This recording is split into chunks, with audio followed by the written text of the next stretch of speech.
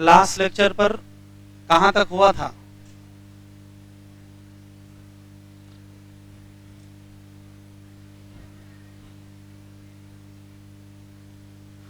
Last lecture पर function of tubule complete हो गया था ना, कलेक्टिंग डक्ट का फंक्शन हो गया था।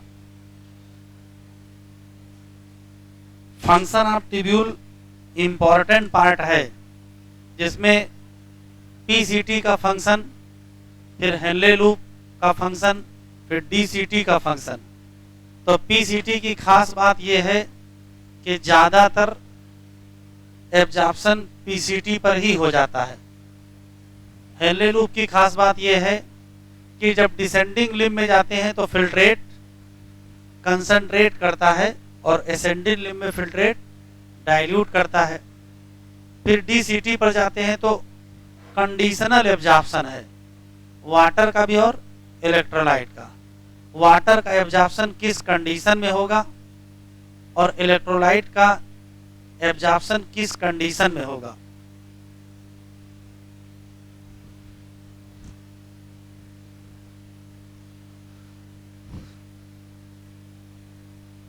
एक क्वेश्चन और जो इंपॉर्टेंट था कि चाहे पीसीटी हो, चाहे डीसीटी हो, चाहे कलेक्टिंग डक्ट हो, ये सब पीएच और आयनिक बैलेंस में भी इन्वॉल्व होते हैं। तो पीसीटी पीएच और आयनिक बैलेंस में कैसे इन्वॉल्व है? तो पीसीटी दो तरीके से इन्वॉल्व है। एब्जॉर्प्शन करेंगे बाइकार्बोनेट आयन का और सिक्रीशन करेंगे H+ और अमोनिया का। और डीसीटी कैसे इन्वॉल्व है? एब्जॉर्प्शन करेंगे बाइकार्बोनेट आयन का, सिक्रीशन करेंगे H+ का, K+ का और अमोनिया का। और कलेक्टिंग डक्ट कैसे इन्वॉल्व है? तो सिर्फ सिक्रीशन करेंगे। सिर्फ क्या करेंगे? सिक्रीशन किसका? H+ का और K+ का। हेडिंग डालिए mechanism of concentration of filtrate. Mechanism of concentration of filtrate, या ये यूरिन कंसंट्रेशन मैकेनिज्म है, या इसी को काउंटर करंट मैकेनिज्म भी कहते हैं। तो हेडिंग डालिए mechanism of concentration of filtrate.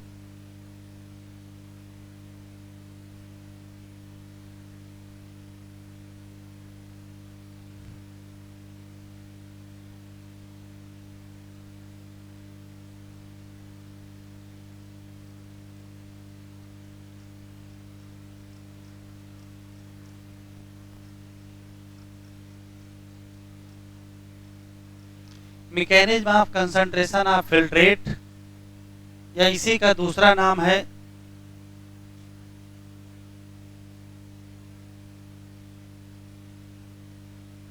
Urine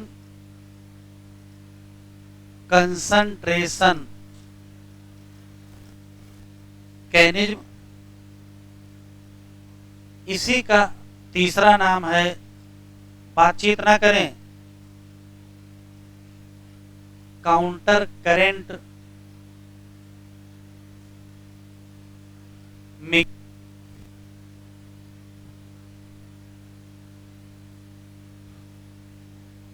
यहाँ 2-3 अच्छे सवाल हैं। क्यों इसका नाम काउंटर करंट मैकेनिज्म है, ये यूरिन कंसंट्रेशन मैकेनिज्म कैसे है, और ये किस तरीके से फिल्ट्रेट को कंसंट्रेट करती है, उसके लिए एनसीईआरटी में एक डायग्राम बना है। तो डायग्राम हम बना रहे हैं, आप भी बना लीजिए, उसके बाद एक्सप्लेन करते हैं। तो डायग्राम बना लीजिए।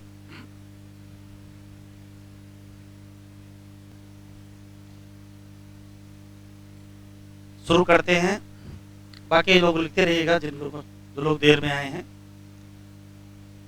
Mechanism of concentration of filtrate, या इसी का दूसरा नाम है यूरिन कंसंट्रेशन मैकेनिज्म, या इसी का तीसरा नाम है counter current mechanism. Concentration of filtrate का मतलब क्या है, पहले ये समझ लीजिए। तो मतलब ये है कि ये है बोमेन कैप्सूल, बनाएंगे नहीं, ये है पीसीटी, ये हेनले लूप, ये डीसीटी, ये collecting duct. Concentration of filtrate का सिर्फ इतना मतलब है कि इधर से ब्लड आता है, यहाँ ग्लोमेरुलस, इधर से ब्लड जाता है, तो इस जगह से प्लाज्मा लीक के यहाँ चला आता है।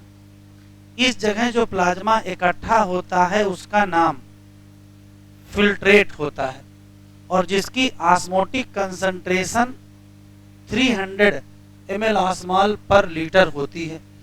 लेकिन जब ये फिल्ट्रेट पीसीटी से, फिर हेनले लूप से, फिर डीसीटी से, फिर कलेक्टिंग डक्ट से गुजरता है, तो फाइनली यहाँ से जो फिल्ट्रेट पास होता है, इस फिल्ट्रेट की कंसंट्रेशन 1200 ml ऑस्मॉल होती है।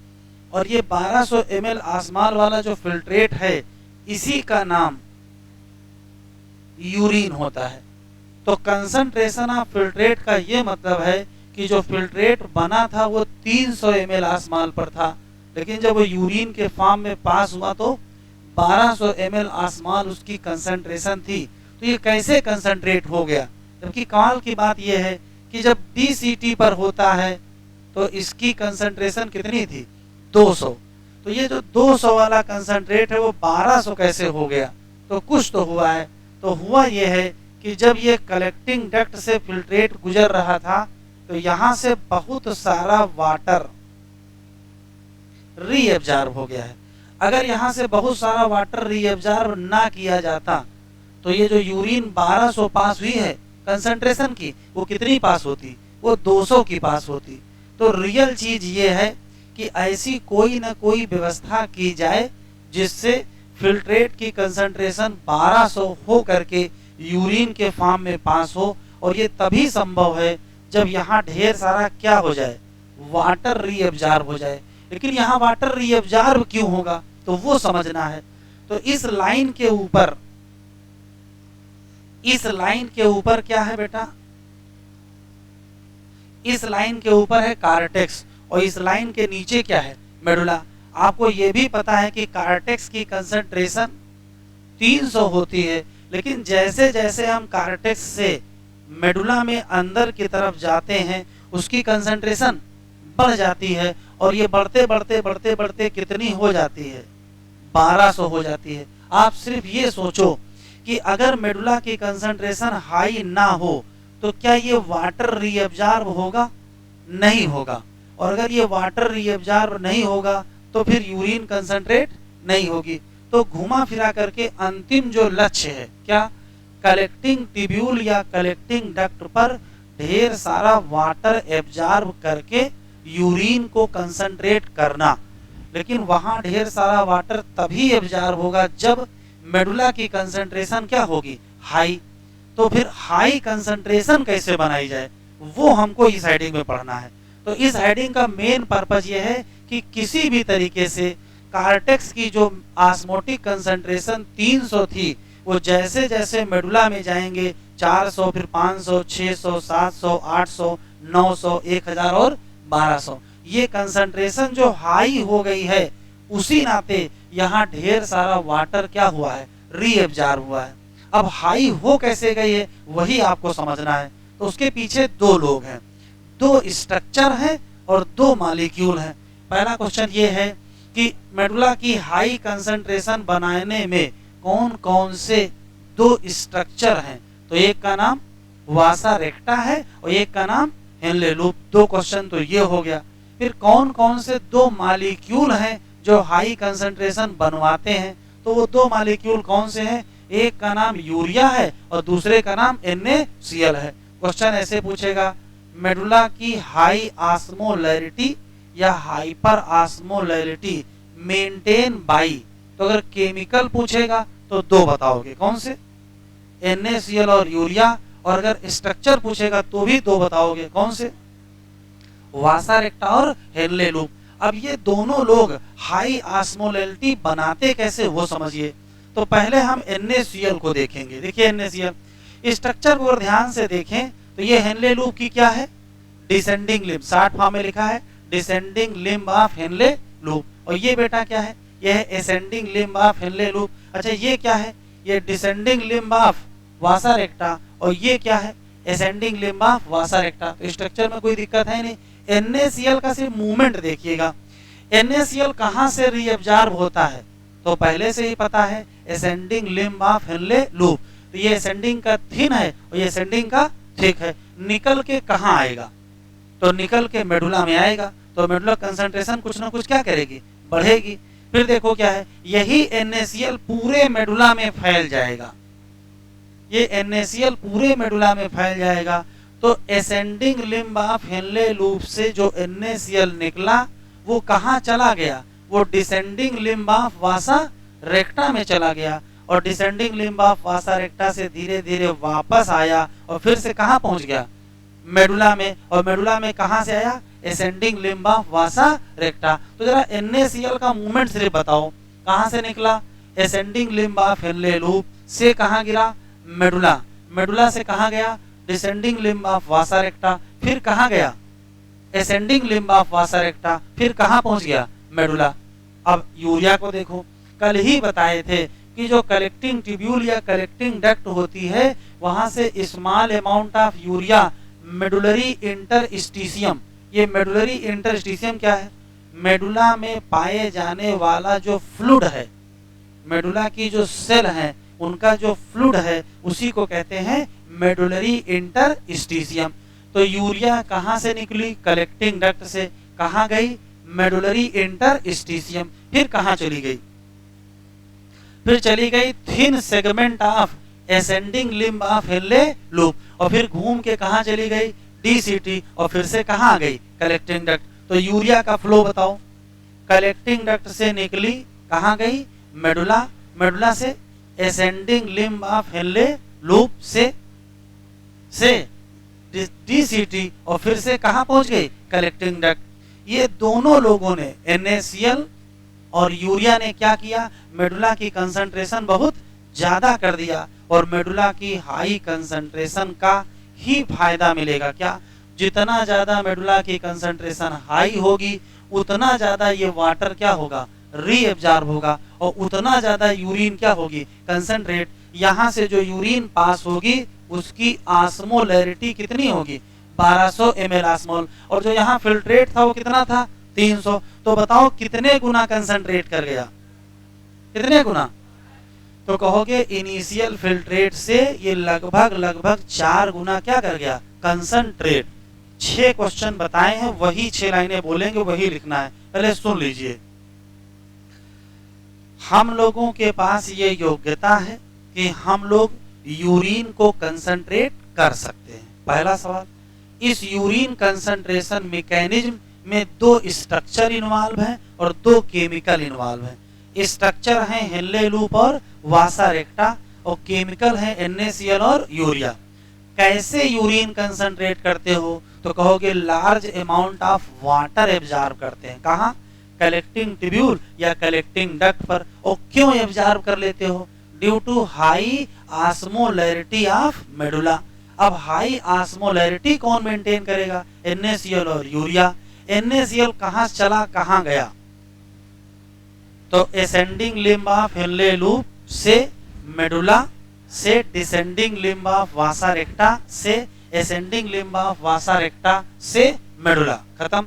और यूरिया कहाँ चली, कलेक्टिंग ट्यूब्यूल या कलेक्टिंग डक्ट से चली, कहाँ आई, मेडुला में आई, और मेडुला से thin segment of ascending limb of Henle loop से कहाँ गई, DCT, और फिर से कहाँ गई, कलेक्टिंग डक्ट। आखिरी सवाल, इस पूरी कहानी का नाम काउंटर करंट मैकेनिज्म है, क्यों,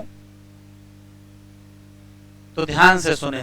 काउंटर का मतलब होता है विपरीत, करंट का मतलब होता है धारा, और मैकेनिज्म तो मैकेनिज्म है। देखो ध्यान से, अगर हम descending limb of Henle loop और ascending limb of Henle loop को ध्यान से देखें तो इसमें फिल्ट्रेट नीचे जाएगा और इसमें फिल्ट्रेट ऊपर जाएगा।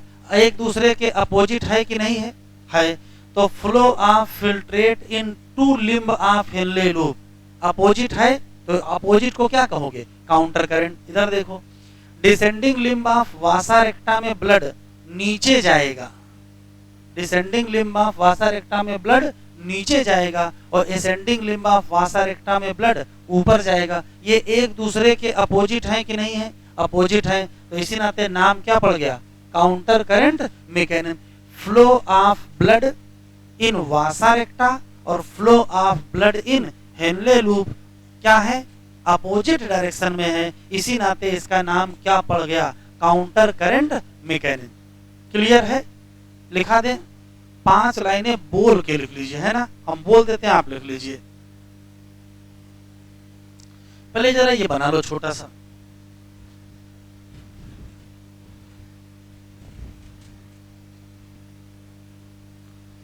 लिख लीजिए, मैमल या ह्यूमन, मैमल या ह्यूमन हैव एबिलिटी, योग्यता, मैमल या human have ability to produce concentrated urine,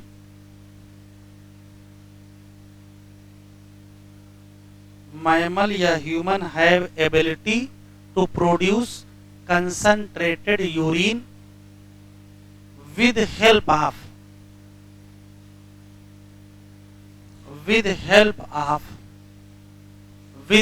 of counter current mechanism, with help of counter current mechanism, counter current mechanism. नए लाइन से लिखिए, नेम ऑफ मैकेनिज्म, नेम नाम क्यों पड़ा है, name of mechanism, name of mechanism is due to flow of filtrate, flow of filtrate in limb of Henle loop, in limb of Henle loop, in limb, LIMB, limb of Henle loop is opposite direction, is opposite direction, opposite direction as well as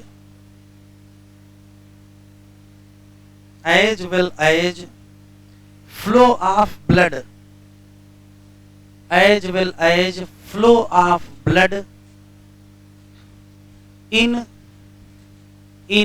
limb of vasa recta, in limb of vasa recta also opposite direction। अगर आपसे कोई पूछे कि इसका नाम counter current क्यों है, तो आप उसके 2 जवाब दोगे, ऐसे कहोगे, फिल्ट्रेट हेनले लूप में 2 अपोजिट दिशाओं में फ्लो कर रहा है और ब्लड वासा रेक्टा में 2 अपोजिट दिशाओं में फ्लो कर रहा है। नई लाइन से लिखिए, counter current mechanism,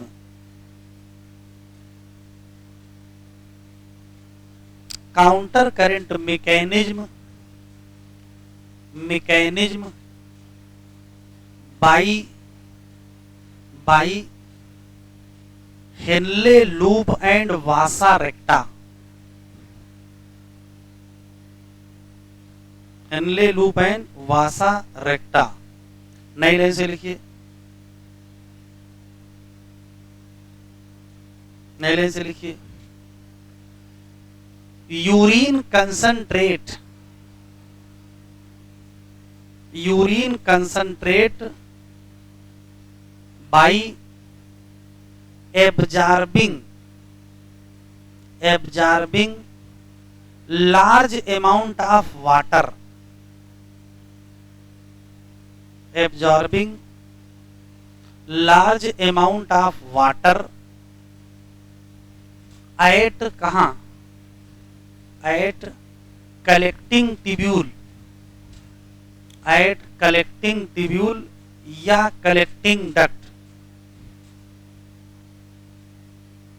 due to, ऐसा क्यों हुआ, ऐसा क्यों हुआ, ड्यू टू, कलर बदल के लिखेंगे, high osmolarity, high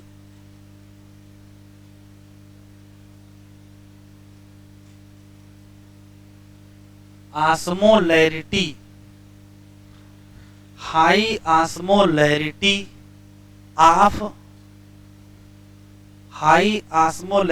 of medullary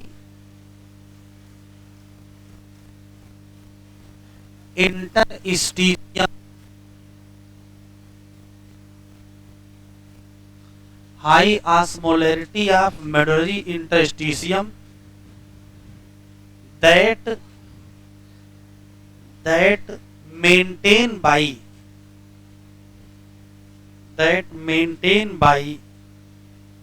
NaCl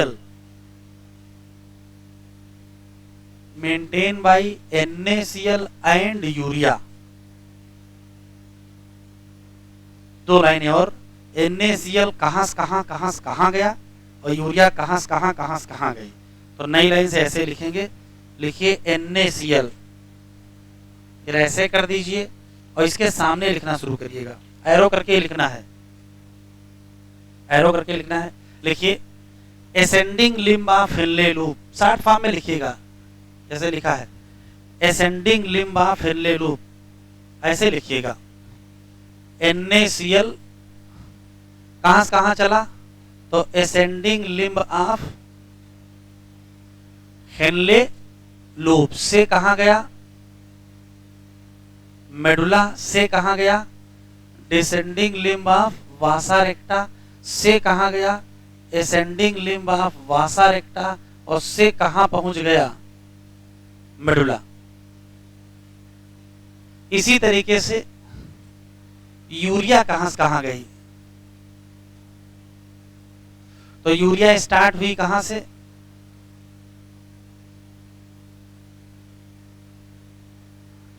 collecting tubule से कहाँ, मेडुला, और मेडुला से कहाँ गई, thin segment of ascending limb of Henle loop से फिल्ट्रेट में पहुंच गई। अब जब फिल्ट्रेट में पहुंच जाएगी तो फिर आगे कहां जाएगी, DCT में, फिर वापस कहां आ जाएगी,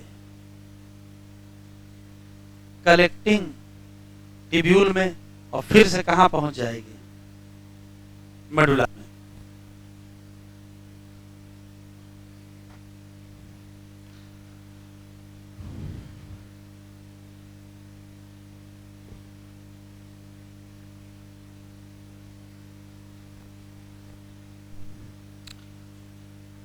इनिशियल फिल्ट्रेट की कंसंट्रेशन कितनी थी,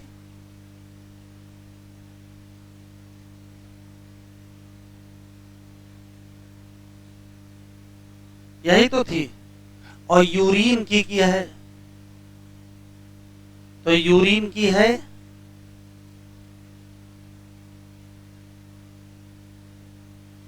तो कितने गुना कंसंट्रेट कर गया, तो कहोगे 4 टाइम कंसंट्रेट।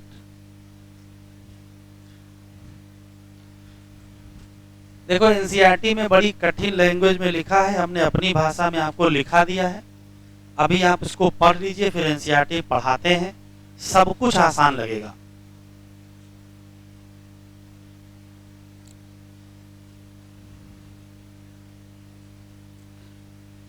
अगर हम क्वेश्चन वाइज याद करना चाहें तो चुन चुन के याद करेंगे। हमारे पास यूरिन कंसंट्रेशन की मैकेनिज्म है, उस मैकेनिज्म का नाम काउंटर करंट है, क्योंकि फ्लो ऑफ फिल्ट्रेट अपोजिट है। इसमें 2 स्ट्रक्चर हैं, हेनले लूप और वासा रेक्टा, 2 केमिकल हैं, NaCl और यूरिया। अंतिम लक्ष्य ये है कि मेडुला की ऑस्मोलैरिटी क्या हो, हाई हो, जिससे कि वाटर एब्जॉर्ब हो जाए कहाँ, कलेक्टिंग ट्यूब्यूल और कलेक्टिंग डक्ट, और यूरिन क्या हो जाए, कंसंट्रेट। कितने गुना, 4 गुना, बस इतना ही है। एनसीईआरटी ओपन करिए,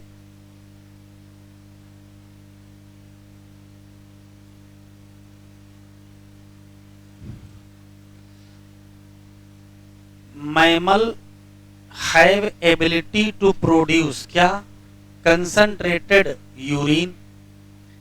हेनले लूप और वासा रेक्टा का बड़ा महत्वपूर्ण रोल है इन दिस का मतलब concentrated urine. Flow of filtrate किसमें होगा, लिम्ब ऑफ हेनले लूप। कैसा था, अपोजिट, इसी नाते नाम क्या पड़ गया, काउंटर करंट। इसी तरीके से फ्लो ऑफ ब्लड कहाँ होगा, two limb of vasa recta, ये भी क्या होगा, अपोजिट होगा। तो फिर से क्या कहेंगे, काउंटर करंट। प्रॉक्सिमिटी का मतलब होता है नजदीकियां, किसके किसके बीच नजदीकी है, तो नजदीकी दो लोगों के बीच है, हेनले लूप और किसके बीच, वासा रेक्टा। और साथ में दोनों में चल क्या रहा है, काउंटर करंट चल रहा है। इससे क्या मेंटेन होता है, ये टिक कर लो। तो इससे मेंटेन हो जाता है क्या, इंक्रीजिंग ऑस्मोलैरिटी, किधर की तरफ, इनर मेडुला की तरफ। कैसे, जो कार्टेक्स में कितनी थी, 300 थी, वो बढ़ के कितनी हो गई, 1200। तो क्वेश्चन पूछेगा हाई ऑस्मोलैरिटी मेंटेन करने में कौन कौन लोग हैं, तो कहोगे 2 लोग हैं। अच्छा, लिखा है दिस ग्रेडियंट। दिस ग्रेडियंट क्या मतलब क्या है, दिस ग्रेडियंट का मतलब है जो 300 से 1200 हो गई है, वो किसने कराया है, तो कहोगे 2 लोगों ने। कौन, NaCl और यूरिया। अब देखो NaCl कहानी शुरू, NaCl कहाँ शुरू हुआ है, NaCl transported by ascending limb of Henle loop which is exchange with किससे, descending limb of vasa recta. तो एक साथ एक लाइन में ऐसे लिख दिया है, ascending limb of Henle loop से निकला, फिर गया मेडुला में, मेडुला से कहाँ गया, डिसेंडिंग लिम्ब ऑफ वासा रेक्टा। फिर देखो NaCl वापस आ गया कहाँ, इंटरस्टिशियम में, किसके द्वारा, असेंडिंग पोर्शन ऑफ वासा रेक्टा। इसी तरीके से small amount of urea inter कर गई कहाँ, thin segment of ascending limb of Henle loop, ये वापस आ गई किसमें, इंटरस्टिशियम में, किसके द्वारा, कलेक्टिंग डक्ट के द्वारा। कह रहा ऊपर जो ये द एबव डिस्क्राइब ट्रांसपोर्ट पढ़ रहे हो सब्सटेंसेज का, ये फैसिलिटेटेड बाय स्पेशल अरेंजमेंट, किसका, हेनले लूप और वासा रेक्टा। इन दोनों का जो स्पेशल अरेंजमेंट है उसी का नाम क्या है, काउंटर करंट मैकेनिज्म। रियल में क्वेश्चन यहां से शुरू होते हैं। Counter current mechanism help to maintain क्या, कंसंट्रेशन ग्रेडियंट। और कंसंट्रेशन ग्रेडियंट किसकी, किसकी, मेडुलरी इंटरस्टिशियम। और जब कभी पाया जाता है ऐसा ग्रेडियंट तो वो मदद करता है किसमें, इजी पैसेज ऑफ वाटर, कहां से, कलेक्टिंग ट्यूब्यूल से। तो फाइनली क्या हो जाएगा, कंसंट्रेट हो जाएगा, फिल्ट्रेट या urine. Human kidney produce urine nearly कितने गुना, 4 गुना concentrated than the initial filtrate. Language चाहे जो लिखी हो, क्वेश्चन उतने ही याद रखने हैं। डायग्राम देख लो, देखो कहां से कहां जा रहा है, एनसीईआरटी का है। ये है ascending limb of Henle loop, यहां से NaCl निकला, कहां गिरा, मेडुला में। मेडुला में आने के बाद NaCl कहां चला गया, डिसेंडिंग लिम्ब ऑफ वासा रेक्टा। अब जब इसके अंदर NaCl जाएगा तो ब्लड की कंसंट्रेशन बढ़ेगी नहीं। तो देखो ब्लड यहाँ 400 था, यहाँ 600 हो गया, यहाँ 800 हो गया, 1000, 1200। फिर जब ऊपर जाएगा तो देखो NaCl वापस निकलने लगा है। देखो यहाँ भी NaCl निकला है, यहाँ भी NaCl निकला है। जब NaCl निकलता जाएगा तो ये क्या करता जाएगा, डाइल्यूट होता जाएगा। तो आराम से बताएं ब्लड किसमें डाइल्यूट होगा, किसमें कंसंट्रेट होगा,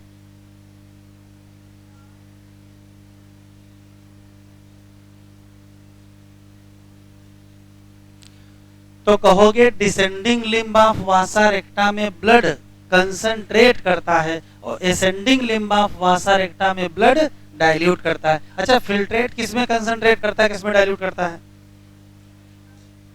फिल्ट्रेट डिसेंडिंग लिम्ब में कंसंट्रेट करता है और असेंडिंग लिम्ब में डाइल्यूट करता है। तो बड़ा अच्छा क्वेश्चन यहाँ है, फिल्ट्रेट हो चाहे ब्लड हो, हमेशा डिसेंडिंग में क्या करेगा, कंसंट्रेट, और असेंडिंग में क्या करेगा, डाइल्यूट। इधर देखो, इसमें फिल्ट्रेट नीचे गया, कंसंट्रेट हुआ, फिल्ट्रेट ऊपर गया, डाइल्यूट हुआ। इसमें ब्लड नीचे गया, कंसंट्रेट हुआ, और ब्लड ऊपर गया, डाइल्यूट हुआ। एक लाइन लिख लीजिए, ब्लड कंसंट्रेट, ब्लड कंसंट्रेट किसमें, किसमें, descending limb of vasa रेक्टा, in descending limb of vasa रेक्टा। Blood concentrate किसमें किया, डिसेंडिंग लिम्ब ऑफ वासा रेक्टा। अच्छा, नई लाइन से लिखिए, ब्लड डाइल्यूट किसमें, ब्लड डाइल्यूट किसमें, तो एसेंडिंग लिम्ब ऑफ वासा रेक्टा।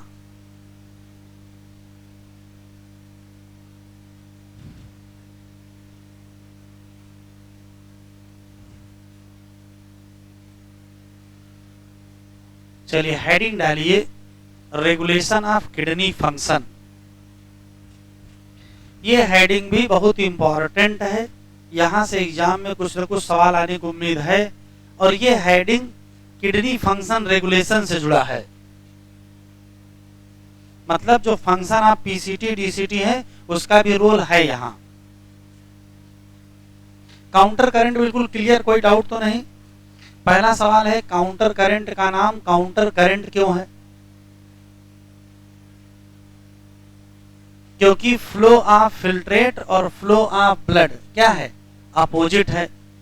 इसका काम क्या है, तो यूरिन कंसंट्रेशन करना, कैसे, वाटर एब्जॉर्ब करके, कहा, कलेक्टिंग ट्यूब्यूल पर कैसे वाटर एब्जॉर्ब हो गया, हाई ऑस्मोलैलिटी ग्रेडियंट से। वो हाई ऑस्मोलैलिटी कहां से आ गई, तो कहोगे उसमें NaCl और यूरिया दो स्ट्रक्चर हैं, हेनले लूप और वासा रेक्टा। चलिए हेडिंग डालिए, रेगुलेशन ऑफ किडनी फंक्शन।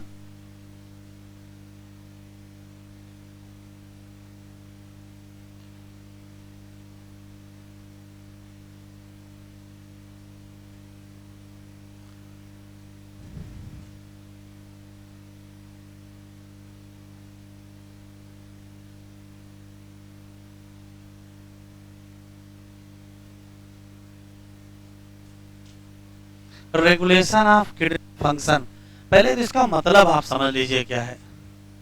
तो रेगुलेशन का सिर्फ इतना मतलब है कि यदि GFR कम हो जाए तो GFR बढ़ा दिया जाए, और अगर GFR ज्यादा हो जाए तो GFR कम कर दिया जाए।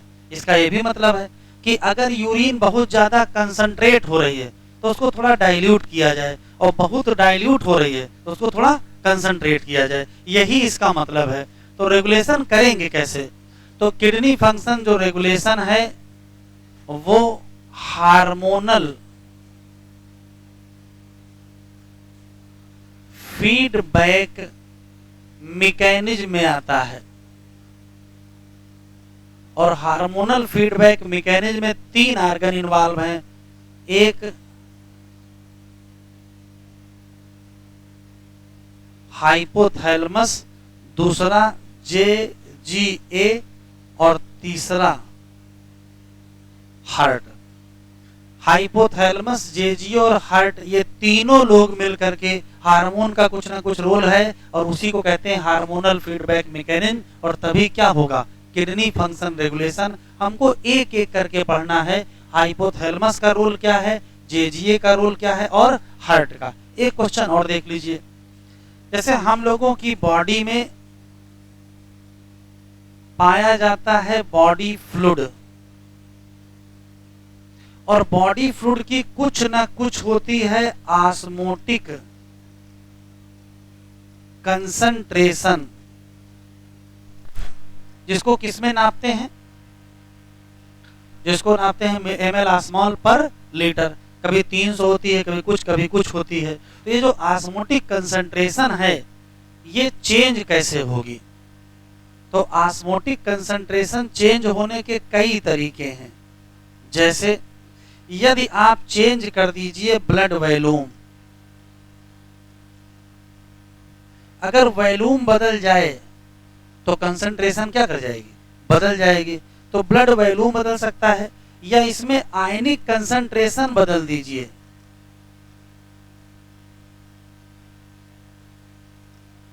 अगर हम ब्लड की आयनिक कंसंट्रेशन बदल दें तो भी ऑस्मोटिक कंसंट्रेशन क्या हो जाएगा, बदल जाएगा। तो ब्लड वॉल्यूम या बॉडी फ्लूइड वॉल्यूम भी कह सकते हो, बॉडी फ्लूइड वॉल्यूम। अच्छा ये बताओ वॉल्यूम किस पर डिपेंड करेगा, तो वास्तव में वॉल्यूम डिपेंड करेगा ब्लड में वाटर के। और ब्लड में वाटर किस पर डिपेंड करेगा, ब्लड में वाटर डिपेंड करेगा इलेक्ट्रोलाइट कितने हैं। आप सिर्फ ऐसे सोचो कि अगर कहीं पर सोडियम ज्यादा होगा तो उसी जगह फिर हमको क्या बढ़ाना पड़ेगा, वाटर बढ़ाना पड़ेगा। सोडियम भी ज्यादा वाटर भी ज्यादा तो वॉल्यूम क्या हो जाएगा, ज्यादा हो जाएगा। तो कहने का मतलब यह है कि यदि हमारी बॉडी फ्लूइड की ऑस्मोटिक कंसंट्रेशन बदली, इसका मतलब है क्या क्या बदला होगा, तो या तो इलेक्ट्रोलाइट बदले होंगे, या तो वाटर बदला होगा, या तो वॉल्यूम बदला होगा, या तो आयनिक कंसंट्रेशन बदली होगी। और तभी क्या बदल जाएगा, ऑस्मोटिक कंसंट्रेशन बदल जाएगी। और जैसे ऑस्मोटिक कंसंट्रेशन बदलेगी वैसे हमारी बॉडी में पाए जाते हैं ऑस्मो रिसेप्टर।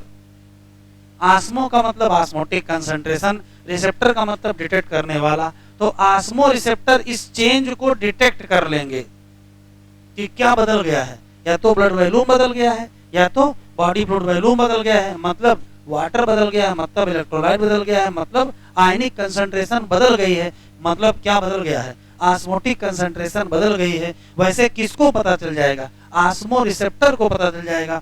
ये ऑस्मो रिसेप्टर ही सबको बताएंगे कि ऐसा करो, कुछ काम करो जिससे चीजें सही हो। तो ये सबसे पहले बताते हैं किसको, हाइपोथैलेमस को बताएंगे। और हाइपोथैलेमस क्या करवाएगा, ऑस्मो रेगुलेशन करवाएगा। तो काम की बात है यहाँ क्या, हम लोगों की बॉडी में पाए जाते हैं ऑस्मो रिसेप्टर और वो एक्टिवेट हो जाते हैं। कैसे, या तो हम चेंज कर दें ब्लड वॉल्यूम या बॉडी फ्लूइड वॉल्यूम या आयनिक कंसंट्रेशन। मतलब क्या चेंज किया, या तो वाटर चेंज किया है या तो इलेक्ट्रोलाइट चेंज किया है। जैसे चेंज होगा वैसे कौन पकड़ लेगा, ऑस्मो रिसेप्टर। ये तुरंत किसको बताएंगे, हाइपोथैलेमस को। और फिर हाइपोथैलेमस क्या करेगा, ऑस्मो रेगुलेशन। कैसे, अभी पढ़ेंगे, इतना लिखो पहले।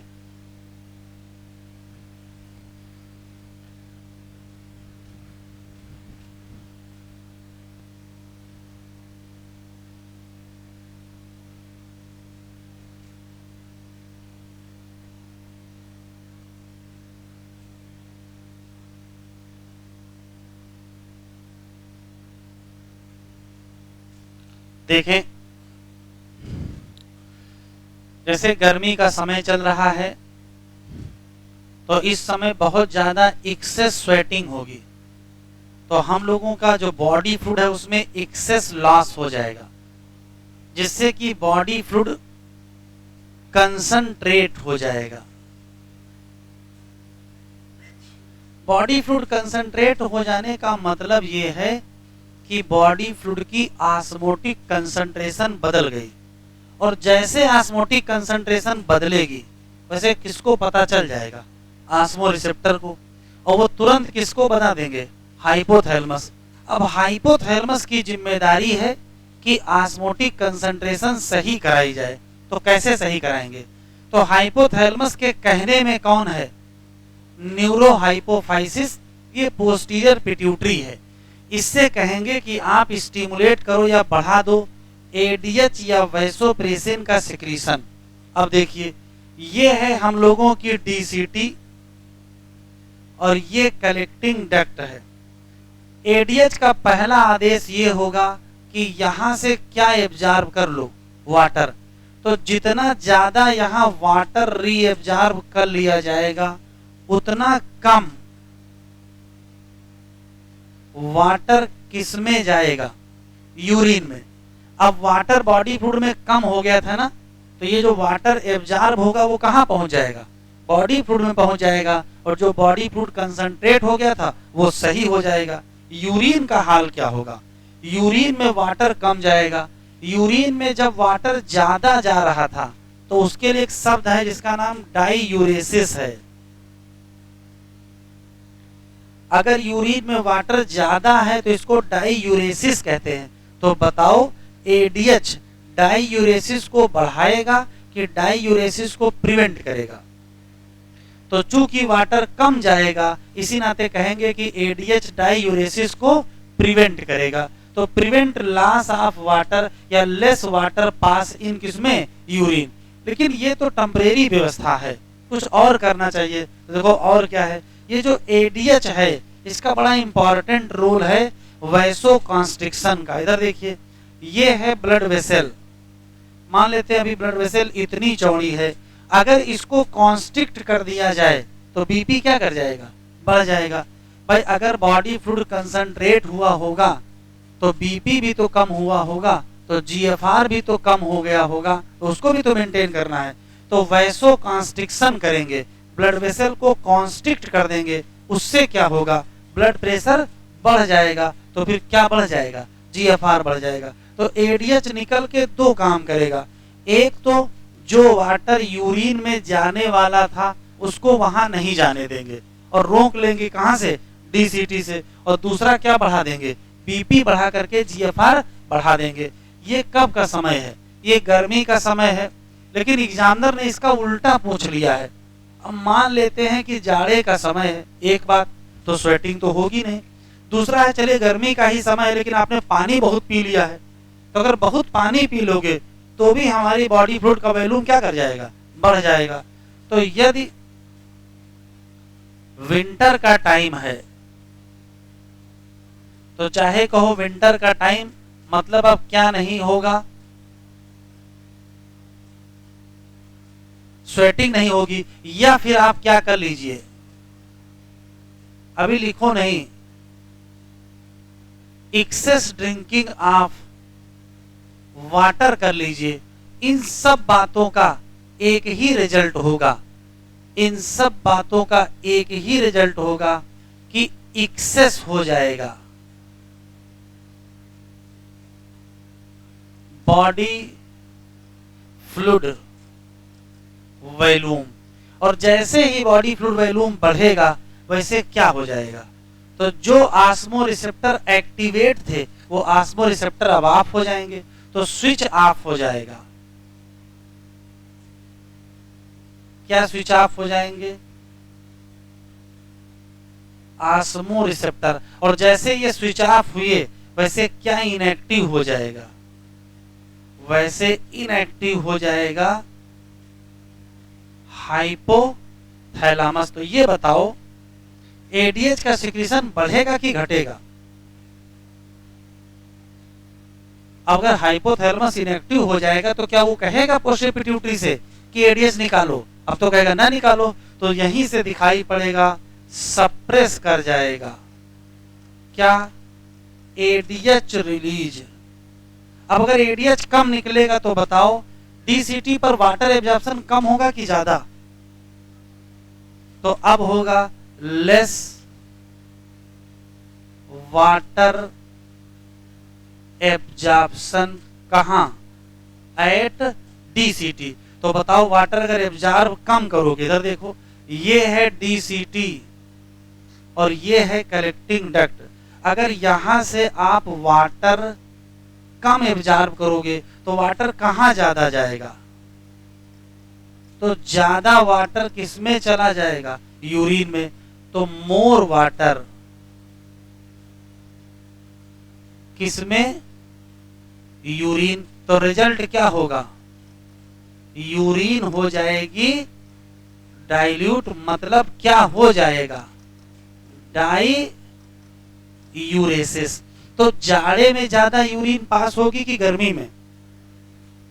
जाड़े में एक्सेस यूरिन पास होती है क्योंकि यूरिन में बहुत ज्यादा वाटर होता है। क्यों? क्योंकि वाटर कम एब्जॉर्ब होता है। कहां?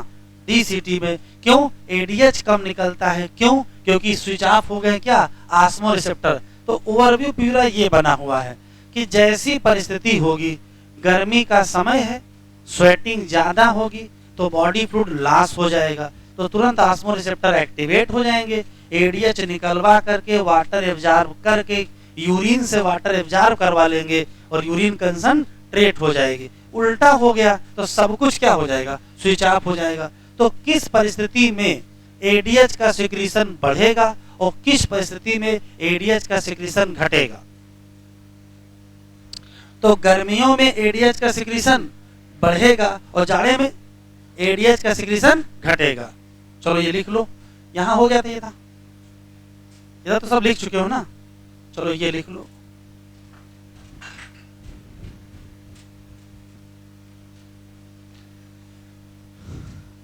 डेफिशिएंसी किसकी कर दी जाए, एडीएच की। क्यों, वो अलग मसला है। तो लेस वाटर एब्जॉर्प्शन कहां, डीटीटी, तो more water pass in urine. तो यूरिन कैसी हो गई, डाइल्यूट, और इस डाइल्यूट यूरिन वाली बीमारी का नाम डायबिटीज इंसिपिडस।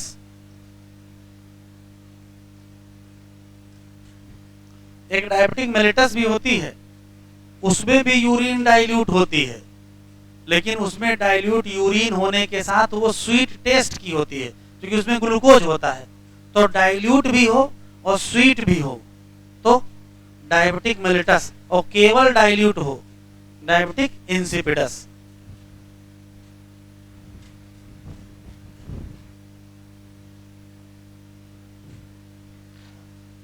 जब ये सारी घटना हो रही थी, हाइपोथैलेमस और पोस्टीरियर पिट्यूटरी दोनों लोग मिलजुल के काम कर रहे थे और किसी तरीके से ऑस्मोटिक कंसंट्रेशन मेंटेन करने में लगे थे। तो उस दौरान किडनी क्या कर रही होगी? तो भैया उस दौरान किडनी भी कुछ ना कुछ तो काम करेगी ही, कि सारा काम हाइपोथैलेमस ही कराएगा। तो किडनी के पास अपनी एक मैकेनिज्म है जिसका नाम JGA है। तो अगली हेडिंग है role of JGA। Role of JGA।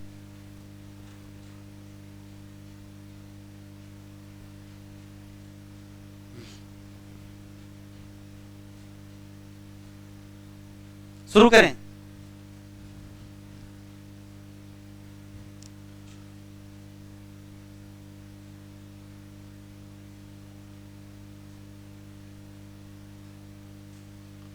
Flow chart लिख लीजिए, फिर आसानी से समझ में आ जाएगा।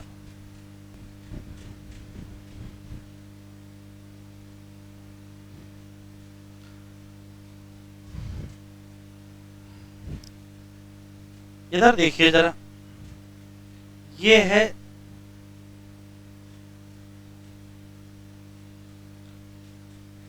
Bowman capsule.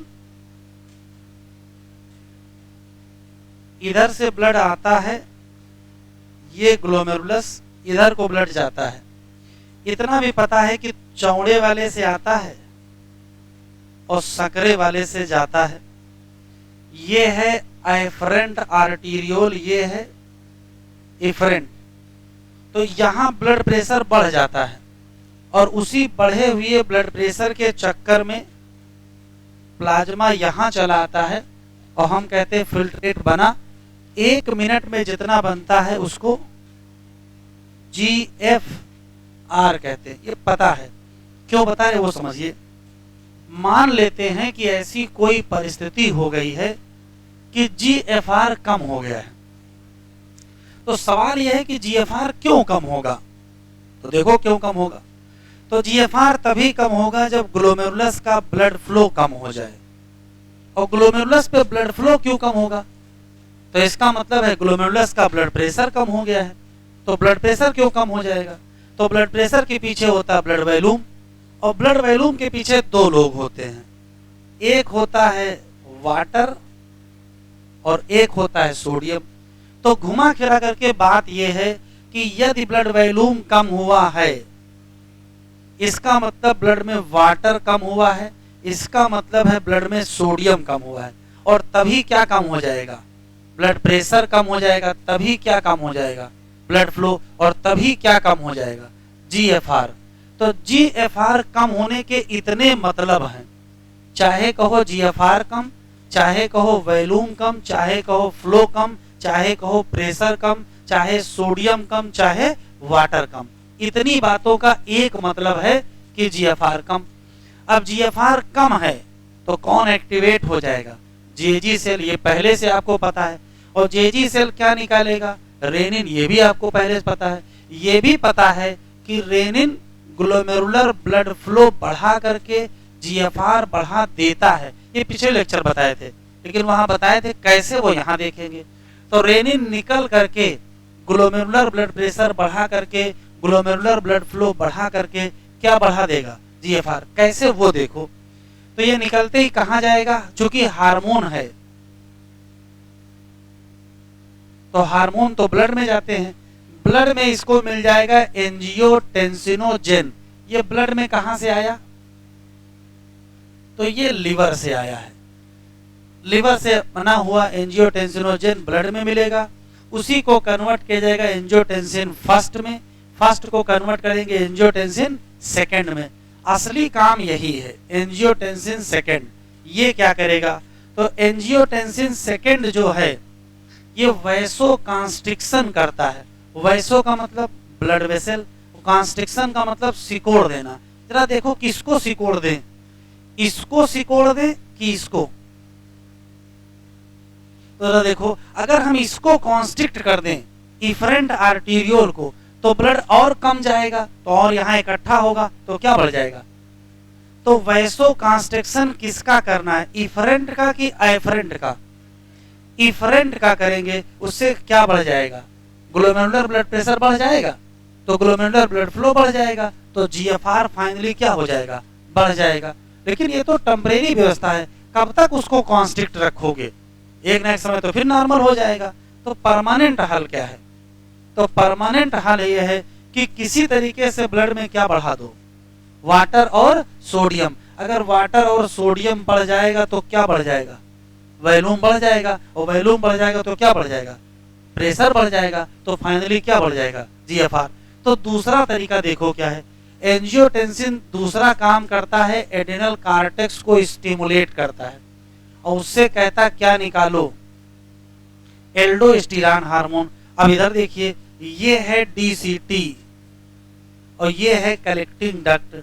एल्डोस्टेरॉन यहां से क्या एब्जॉर्ब कराता है?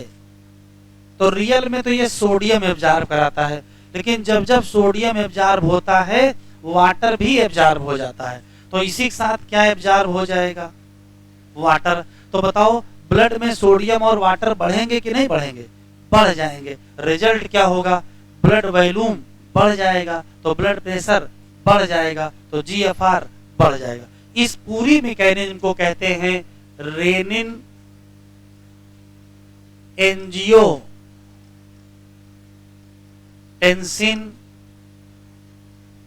Aldosterone system. शॉर्ट फॉर्म में इसको RAAS कहते हैं, रेनिन एंजियोटेंसिन एल्डोस्टेरॉन सिस्टम। सुन लो फिर लिखिएगा। किडनी में जीएफआर कम हुआ है। इस कम होने के 5-6 मतलब हैं। इसका मतलब है ग्लोमेरुलर ब्लड फ्लो कम हुआ, ग्लोमेरुलर ब्लड प्रेशर कम हुआ, वॉल्यूम कम हुआ, वाटर कम हुआ, सोडियम कम हुआ। ठीक। जेजी सेल एक्टिवेट, रेनिन निकले, ब्लड में गए, पहुंचते ही एंजियोटेंसिनोजेन को किसमें किया? एंजियोटेंसिन फर्स्ट को किसमें किया? सेकंड। और सेकंड ने 2 काम किए। पहला वैसोकॉन्स्ट्रिक्शन किसका? इफरेंट का कि एफरेंट का? इफरेंट का। उससे फायदा क्या हुआ? उससे फायदा यह हुआ कि कुछ न कुछ ग्लोमेरुलर ब्लड प्रेशर बढ़ा, तो कुछ न कुछ फ्लो बढ़ा, तो कुछ न कुछ जीएफआर बढ़ गया। लेकिन ये परमानेंट हल नहीं है। परमानेंट हल है ब्लड में सोडियम और वाटर बढ़ाओ। वो कैसे बढ़ाओगे? तो उसके लिए एडिनल कार्टेक्स के पास जाओ, वहां से क्या निकलवाओ, एल्डोस्टेरॉन। उससे क्या होगा, सोडियम और वाटर एब्जॉर्ब होंगे कहाँ, डीसीटी पर। उससे क्या बढ़ जाएगा, ब्लड वॉल्यूम। तो क्या बढ़ जाएगा, ब्लड प्रेशर। तो फाइनली क्या बढ़ जाएगा, जीएफआर। इस पूरी कहानी को शॉर्ट फॉर्म में क्या कहते हैं, RAAS। आर से रेनिन, ए से एंजियोटेंसिन, ए से एल्डोस्टेरॉन और एस से सिस्टम। पढ़ाओ।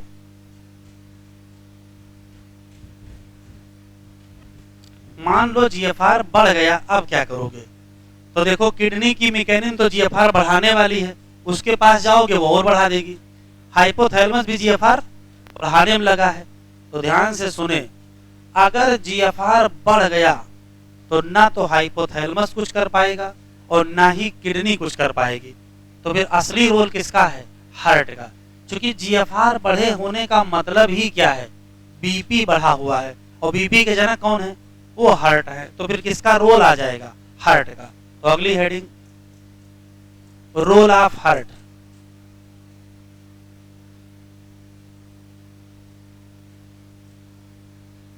रोल ऑफ हार्ट देखो, अगर बढ़ जाए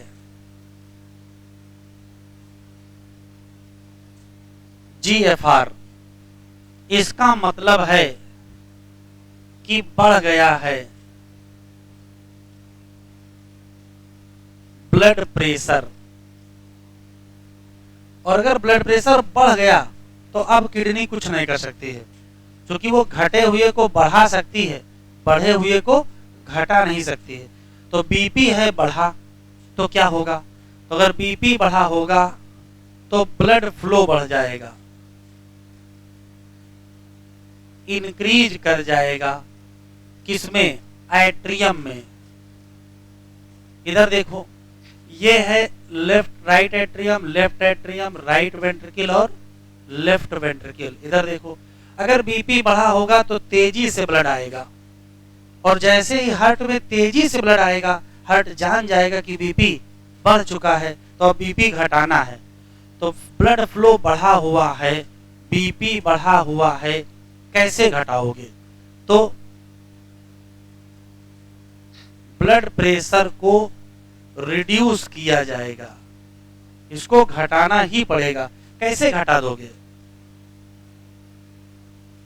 तो देखो कैसे घटाया जाएगा, ध्यान से सुने। सबसे पहले हार्ट के जो एट्रियम हैं,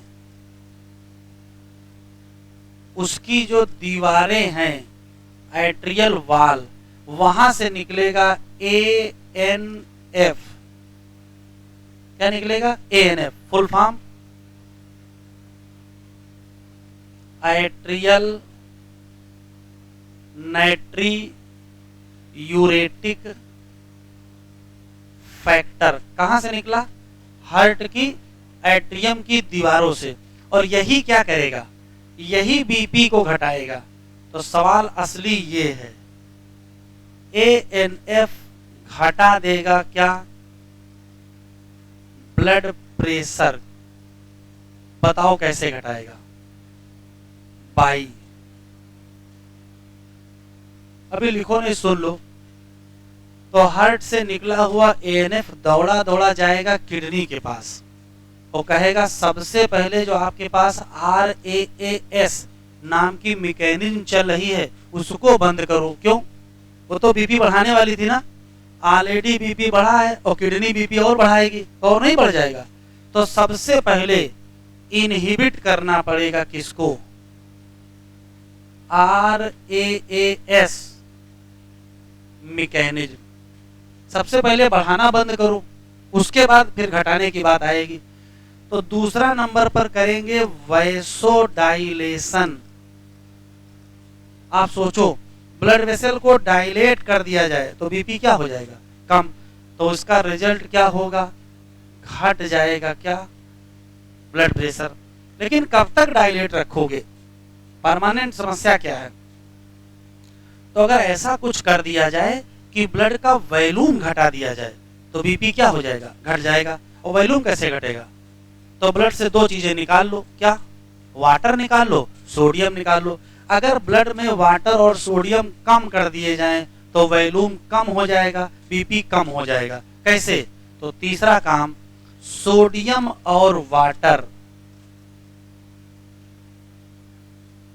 पास कर दिया जाए किसमें?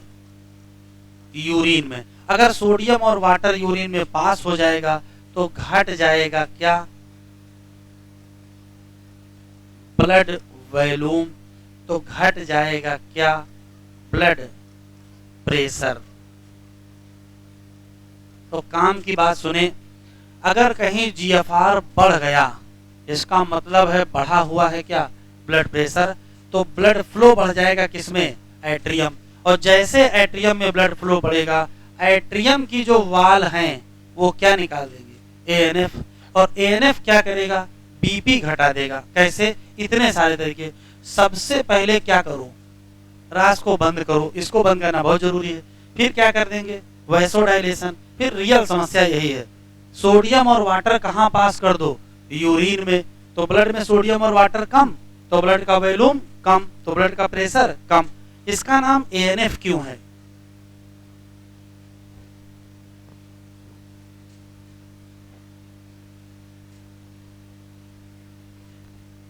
एएनएफ में ए का मतलब है एट्रियल, तो एट्रिया से ही तो निकला है, तो एट्रियल। नाइट्री का मतलब होता है सोडियम, और यूरेटिक का मतलब होता है यूरिन। देखो सोडियम को कहां पास कर रहा है? यूरिन में। तो नाम क्या हो जाएगा? एएनएफ। आराम से बताएं, एएनएफ यूरिन को डाइल्यूट करेगा कि कंसंट्रेट? तय कर लो, जल्दी नहीं है।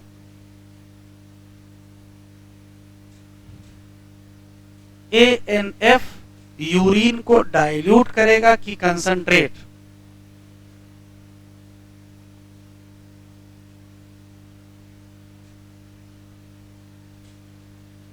हमारा मुंह न देखो, लिखा नहीं उस पे।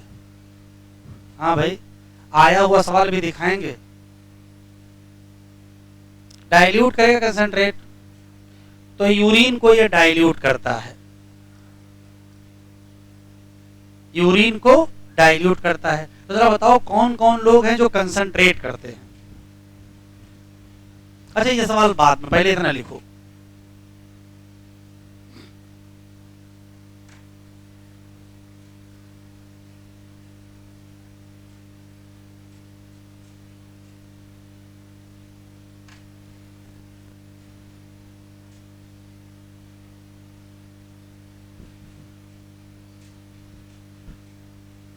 ये लिख गया?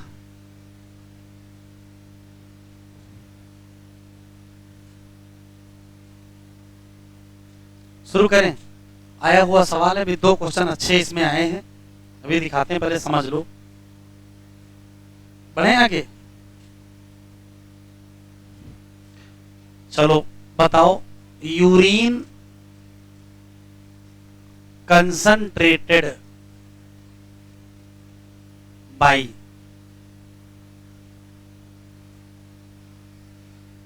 तो एडीएच क्या करेगा? यूरिन कंसंट्रेट करेगा, और एल्डोस्टेरॉन ये भी कंसंट्रेट करेगा। भाई भी वाटर एब्जॉर्ब कराएगा, एल्डोस्टेरॉन भी करवा लेगा, तो कंसंट्रेट हो ही जाएगा। रेनिन बताओ, तो रेनिन भी कंसंट्रेट कराएगा, और एंजियोटेंसिनोजन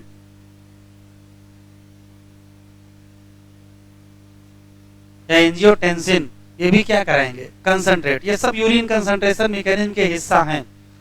अच्छा बताओ, यूरिन डाइल्यूटेड बाई,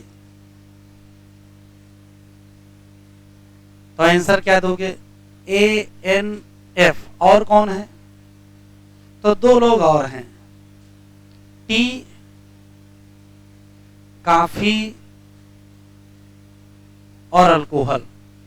ध्यान से सुने, ऐसा कोई भी केमिकल जो यूरिन को डाइल्यूट करता है, उन सारे केमिकल को कहा जाता है डाई यूरेटिक एजेंट। क्यों? ये डाई यूरेसिस करते हैं। कैसे? तो देखो इधर, अभी लिखो नहीं, ये है डीसीटी कलेक्टिंग डक्ट। अभी आपको पहले से पता है कि यहां से वाटर एब्जॉर्ब होगा तो यहां वाटर कम जाएगा, लेकिन यहां वाटर एब्जॉर्ब कौन करवाएगा? तो वाटर का एब्जॉर्प्शन कौन कराएगा? एडीएच करवाएगा। अगर ऐसा कुछ कर दिया जाए कि एडीएच को काम ही ना करने दे तो अगर एडीएच काम नहीं करेगा तो वाटर एब्जॉर्ब यहां नहीं होगा, तो यहां वाटर पास होगा, तो यूरिन डाइल्यूट होगी और हम क्या कहेंगे? डाईयूरेसिस। तो चाय, काफी और अल्कोहल डाईयूरेटिक एजेंट हैं, क्या करते हैं? डाईयूरेसिस, क्योंकि ये इनहिबिट कर देते हैं एक्शन ऑफ एडीएच। एडीएच को काम ही नहीं करने देते हैं। अब जब एडीएच काम नहीं करेगा तो यहाँ वाटर एब्जॉर्ब होगा? नहीं होगा, तो कहाँ जाएगा? यूरिन में। क्या हो जाएगी? डाईयूरेसिस। तो कौन कौन लोग हैं जो डाईयूरेसिस कराएंगे? तो 4 लोग हैं। ये तो नेचुरल है, बाकी ये लोग हैं। चाय, काफी और अल्कोहल डाईयूरेसिस कराते हैं। क्यों? क्योंकि इनहिबिट कर देते हैं क्या? एडीएच। लिखने से पहले question, page number 31, question number 23। Page number 31, question number, booklet ले लो, जो ले लो, पेज नंबर 31, क्वेश्चन नंबर,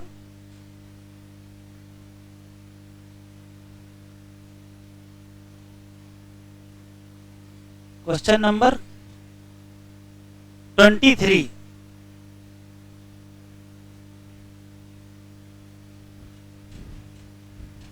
अरे अब तो बहुत आसान लग रहा है, क्योंकि अभी बिल्कुल साफ साफ पढ़ा ही दिया है। ये जब आया था तो बहुतों गलत हुआ था। कौन सा आंसर है?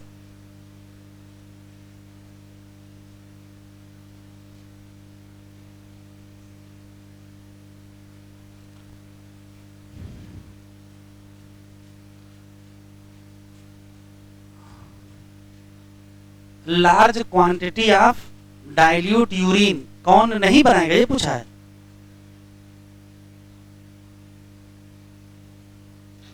Which one of the following does not favor formation of large quantity of dilute urine? कौन नहीं बनाएगा? अल्कोहल बनाएगा, एएनएफ बनाएगा, कैफीन बनाएगा, रेनिन नहीं बनाएगा। चलो 23 के बाद सीधे क्वेश्चन नंबर 28 देखो।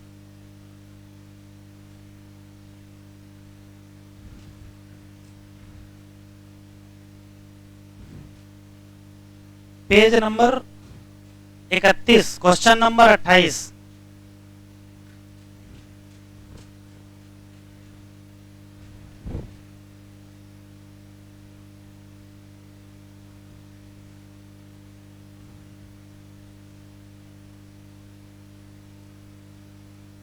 चेक कर रहे हो आंसर? आंसर ना देखो, सवाल देखो कितना बढ़िया है। अभी तो सब बहुत आसान लग रहा है।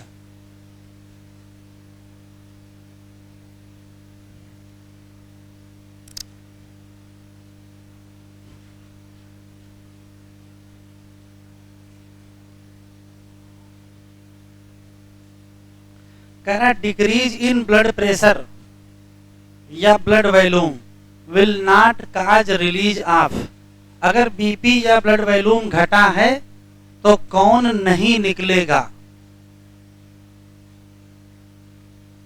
बीपी या ब्लड वॉल्यूम घटा है तो कौन नहीं निकलेगा? तो बीपी या ब्लड वॉल्यूम घटने पे निकलेगा कौन से, पहले वो पता करो।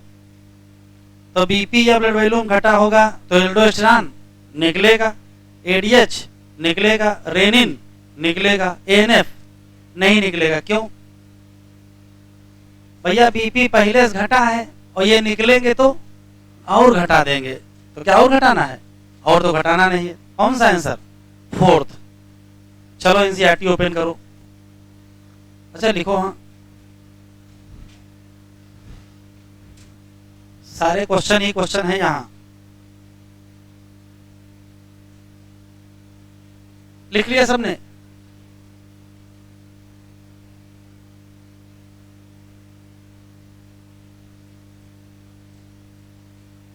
चलो, functioning of kidney efficiently monitor, बातचीत ना करो भाई,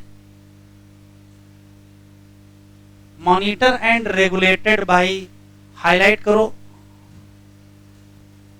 हार्मोन फीडबैक मैकेनिज्म, जिसमें 3 लोग हैं, एक हाइपोथैलेमस, दूसरा जेजीए और तीसरा, ये टिक कर लो। आस्मो रिसेप्टर हमारी बॉडी में एक्टिवेट होते हैं क्या बदल जाने पर, तो या तो क्या बदल दो, वॉल्यूम बदल दो, या तो क्या बॉडी फ्लूइड वॉल्यूम बदल दो, या तो आयनिक कंसंट्रेशन बदल दो, मतलब आस्मोलैरिटी बदल दो। जैसे कि एक्सेस लॉस हो जाए किसका, फ्लूइड का, तो तुरंत एक्टिवेट हो जाएंगे रिसेप्टर, स्टिमुलेट कर देंगे किसको, हाइपोथैलेमस, वो निकलवाएगा क्या, एडीएच हार्मोन या वैसोप्रेसिन, कहां से, न्यूरो हाइपोफाइसिस। एडीएच क्या करेगा, वाटर एब्जॉर्प्शन कराएगा, कहां, लेटर पार्ट, और लेटर पार्ट ये क्या है, ये डीसीटी है, जिससे प्रिवेंट हो जाएगी क्या, डाईयूरेसिस। अगर बढ़ जाए क्या, बॉडी फ्लूइड वॉल्यूम, क्यों बढ़ेगा, तो या तो पानी ज्यादा पी लो, या तो स्वेटिंग बंद हो जाए, तो तुरंत स्विच ऑफ हो जाएंगे क्या, तो तुरंत सप्रेस हो जाएगा क्या, एडीएच, और उससे फीडबैक पूरी हो जाएगी। एडीएच निकल के एक और काम करेगा क्या, ये कॉन्स्ट्रिक्शन करता है किसका, ब्लड वेसल का, तो जिससे क्या बढ़ जाएगा, ब्लड प्रेशर। अगर इंक्रीज कर गया ब्लड प्रेशर तो क्या बढ़ जाएगा, ब्लड फ्लो बढ़ जाएगा, और अंततः क्या बढ़ जाएगा, GFR. JGA complex regulatory role अदा करता है, जैसे ही घट जाए क्या, ग्लोमेरुलर ब्लड फ्लो, या घट जाए क्या, ग्लोमेरुलर ब्लड प्रेशर, या घट जाए क्या, जीएफआर। तो 3 तो यहीं लिखे हैं, क्या क्या घट गया है, या तो ग्लोमेरुलर ब्लड फ्लो घट जाए, या तो ग्लोमेरुलर ब्लड प्रेशर घट जाए, या तो जीएफआर घट जाए, तो तुरंत एक्टिवेट हो जाएंगे जेजी सेल, और क्या निकलेगा, रेनिन, कन्वर्ट करेगा किसको, एंजियोटेंसिनोजेन को, किसमें, एंजियोटेंसिन फर्स्ट में, कहां कन्वर्ट करेगा, ब्लड में, और फर्स्ट किसमें कन्वर्ट हो जाएगा, सेकंड ही काम शुरू करेगा। ये पावरफुल क्या है, वैसोकॉन्स्ट्रिक्शन। अब वैसोकॉन्स्ट्रिक्शन किसका करेगा, तो इफरेंट का करेगा, इससे बढ़ जाएगा ब्लड प्रेशर, तो अपने आप बढ़ जाएगा क्या, GFR.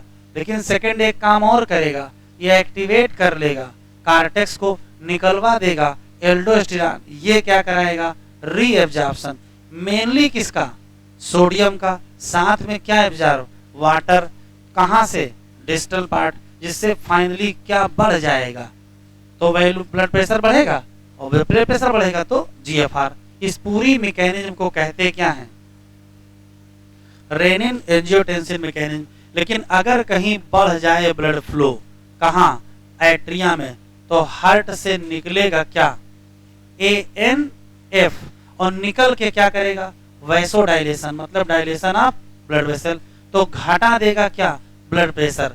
ANF mechanism therefore act to, इसको चेक करना पड़ेगा, इसको रोकना पड़ेगा, किसको, रेनिन एंजियोटेंसिन मैकेनिज्म। हेडिंग डालें, मिक्चुरेशन,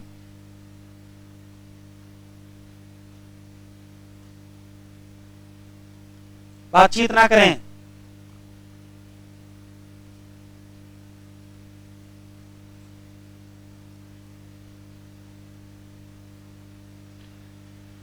पहले तो मिक्चुरेशन का मतलब देख लीजिए क्या है। तो देखो इधर, ये है हम लोगों की kidney,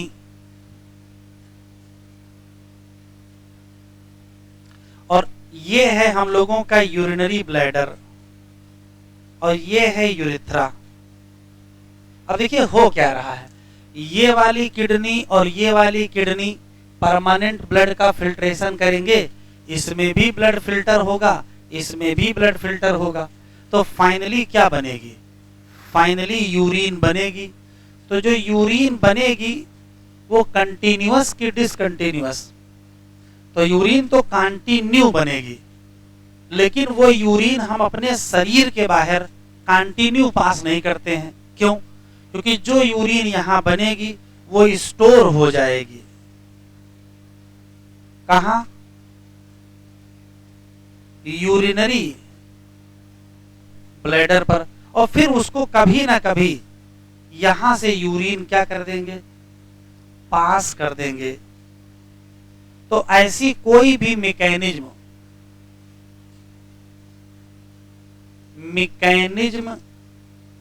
to pass out urine, उसी को कहते क्या है, मिक्चुरेशन। लेकिन ऐसे ही नहीं पास हो जाएगी, इसकी एक न्यूरल मैकेनिज्म होती है, न्यूरल मैकेनिज्म।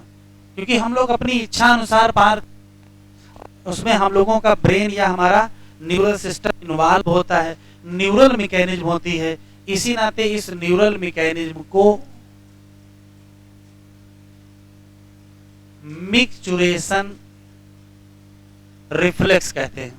अब सवाल यह है कि ये न्यूरल मैकेनिज्म या मिक्चुरेशन रिफ्लेक्स कब शुरू होगी। इनिशिएटेड बाय, तो देखो क्या होता है, इधर देखिए, बनाइएगा नहीं अभी। ये है हम लोगों का यूरिनरी ब्लैडर, और ये है यूरिथ्रा, और ये है उसका स्फिंक्टर। यूरिनरी ब्लैडर में बाहर बाहर पाई जाती है मसल, मान लेते हैं ये हो गई यूरिनरी ब्लैडर की मसल, और मसल के बीच बीच में कुछ रिसेप्टर पाए जाते हैं, जिनका नाम स्ट्रेच रिसेप्टर है।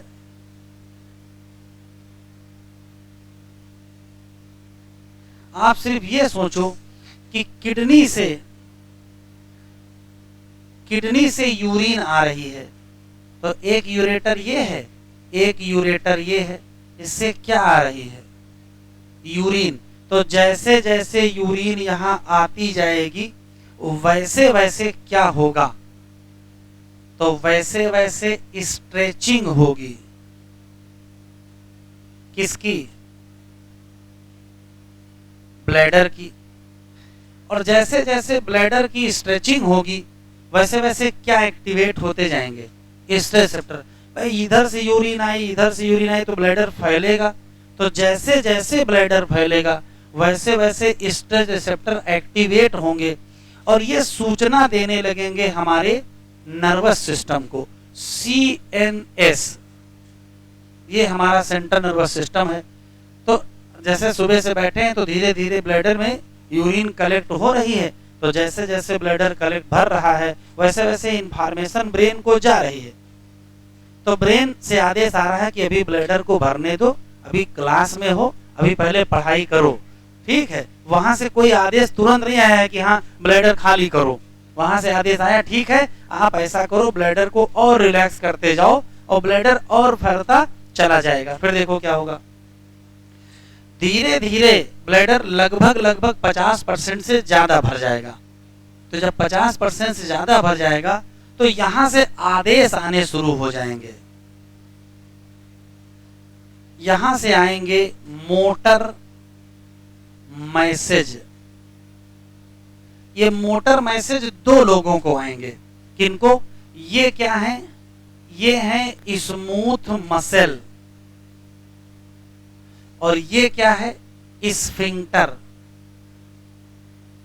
अभी देखो क्या है, स्फिंक्टर बंद है तभी यहां यूरिन कलेक्ट हो रही है। नेचर ने ऐसी व्यवस्था की है कि ब्लैडर रिलैक्स होता चला जाएगा, स्फिंक्टर कॉन्स्ट्रिक्ट रहेगा, तो ब्लैडर अपना आराम से भरता रहेगा। जैसे जैसे समय बीतता जाएगा ब्लैडर भरता जाएगा, स्मूथ मसल रिलैक्स करती जाएंगी, इंफॉर्मेशन किसको मिलती रहेगी, CNS को। लेकिन धीरे धीरे वहां से आदेश आना शुरू हो जाएगा स्मूथ मसल को कि आप क्या करिए, कॉन्ट्रैक्ट कर जाइए, और ये आदेश स्फिंक्टर को भी आएगा कि आप क्या करिए, रिलैक्स करिए। तो वहां से जो आदेश आए वो दो लोगों को आए हैं, मसल को आदेश आया कि कॉन्ट्रैक्ट करिए, और स्फिंक्टर को आदेश आया कि रिलैक्स। जैसे ये कॉन्ट्रैक्ट करेगा, जैसे ये रिलैक्स करेगा, वैसे ही यहां से यूरिन क्या हो जाएगी, पास हो जाएगी और क्या कंप्लीट हो जाएगा, मिक्चुरेशन रिफ्लेक्स। तो मिक्चुरेशन रिफ्लेक्स का सिस्टम ये है कि जैसे जैसे ब्लैडर भरता जाएगा स्ट्रेचिंग ऑफ ब्लैडर होगा, स्ट्रेच रिसेप्टर एक्टिवेट होंगे, और अगर स्ट्रेच रिसेप्टर एक्टिवेट हुए तो मैसेज किसको मिल जाएगा, सीएनएस को। वहां से आदेश, आदेश को मोटर कहते हैं, मोटर सिग्नल आएगा दो लोगों को, किसको किसको, स्मूथ मसल ऑफ ब्लैडर काहे का आदेश आया कि आप कॉन्ट्रैक्ट कर जाइए, और स्फिंक्टर को रिलैक्स का आदेश आएगा, वो कॉन्ट्रैक्ट करेंगे, ये रिलैक्स करेंगे, यूरिन क्या हो जाएगी, पास हो जाएगी, और क्या कंप्लीट, मिक्चुरेशन रिफ्लेक्स। लिखो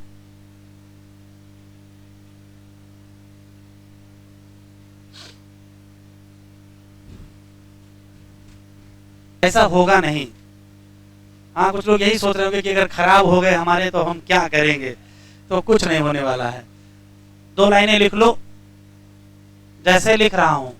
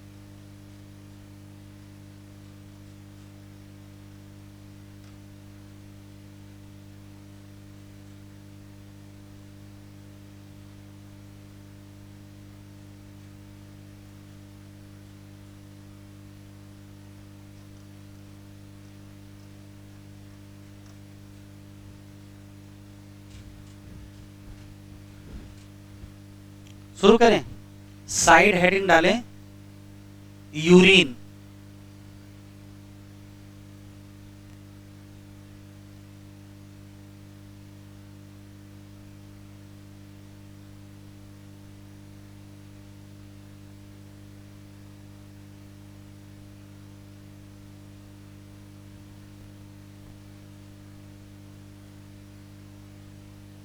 बताओ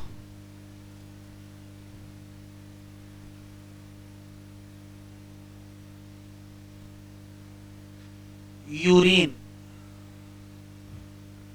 सुनते चलेंगे और लिखते भी चलेंगे।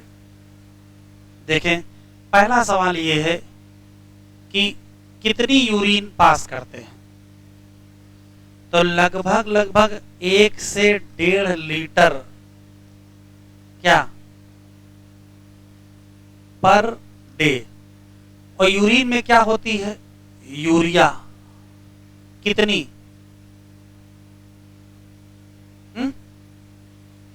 25 से 30 किलोग्राम, एक बोरी यूरिया है, धान में डालो जाके आराम से। 25 से 30 क्या ग्राम यूरिया पर डे, ठीक है। और क्या होता है, वाटर, काफी ज्यादा वाटर होता है। अब इसके बाद सुनिए, अगर हम यूरिन की बात करें तो ये एक प्रकार का वाटरी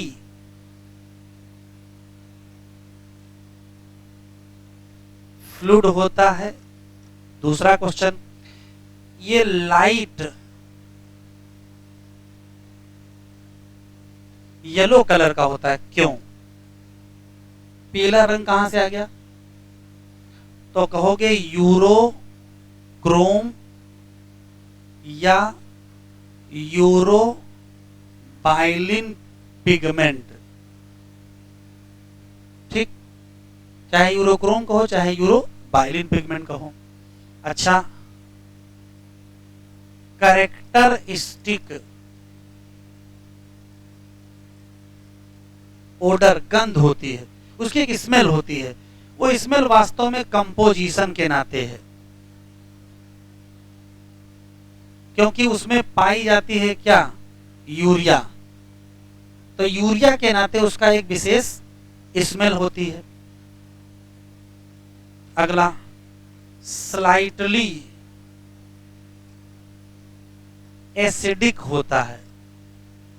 कितना पीएच होता है? तो पीएच की बात करें तो 6.0। अभी जल्दी ही पूछा गया है क्यों होता है।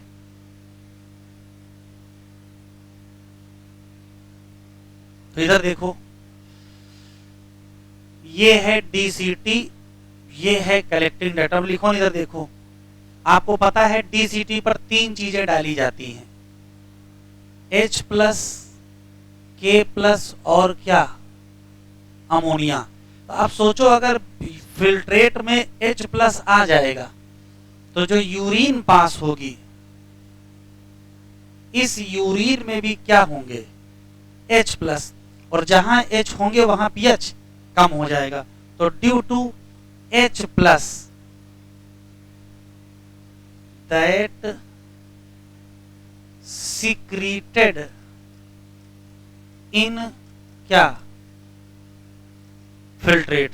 अच्छा, अगर ये आंसर ना मिले तो, क्योंकि हम लोगों के समय जब सवाल आया था तो ऑप्शन दूसरा था और आंसर सही था। तो अगर ये ड्यू टू ये ना मिले तो आंसर लगा दीजिएगा यूरिक एसिड। यूरिन का एसिडिक कैरेक्टर होता है, सबसे बढ़िया आंसर है ड्यू टू H+। लेकिन अगर मान लो ना मिले तो आंसर क्या लगा देना, यूरिक एसिड लगा देना। अच्छा, अगर हेल्दी ह्यूमन बीमार नहीं है,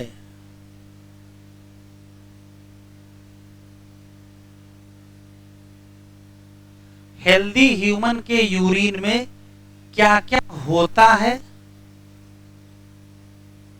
और क्या क्या नहीं होता है।